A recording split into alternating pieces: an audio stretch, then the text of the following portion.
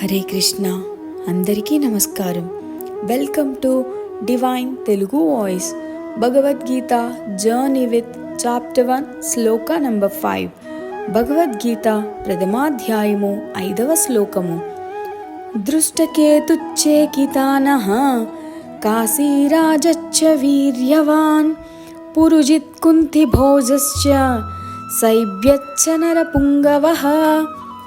దృష్టకేతు అంటే దృష్టకేతుడు, పాండవుల వైపు ఉన్న ఒక వీరుడు.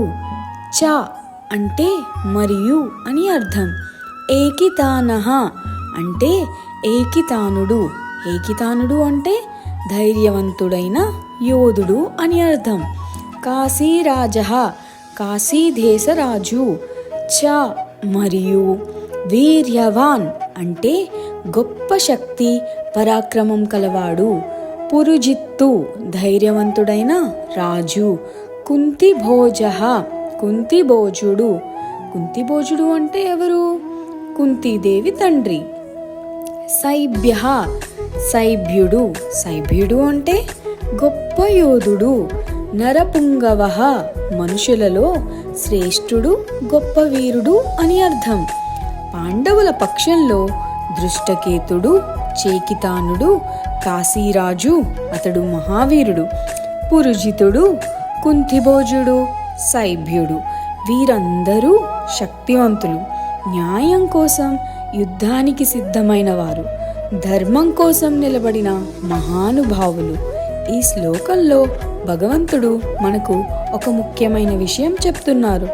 ధర్మం ఒంటరిగా ఉండదు.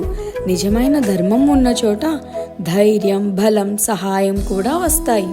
పాండవుల వైపున ఉన్నవారు సంఖ్యలో తక్కువైనా ధర్మం కోసం నిలబడ్డవారు కాబట్టి దేవుడు వారికి బలమిచ్చాడు. మనం నిజంగా ధర్మం వైపు నిలబడితే బయట కనిపించకపోయినా లోపల దేవుడి శక్తి పనిచేస్తుంది. అదే నిజమైన బలం. ధర్మం ఉన్న చోటే నిజమైన శక్తి ఉంటుంది. బలమున్న వాళ్ళు కాదు, ధర్మం ఉన్నవాళ్ళు గెలుస్తారు.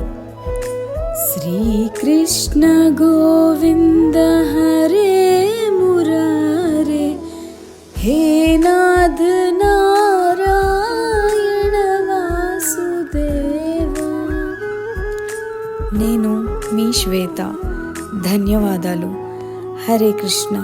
మీకు ఈ వీడియో నచ్చితే like, share and subscribe for more divine content. Thank you.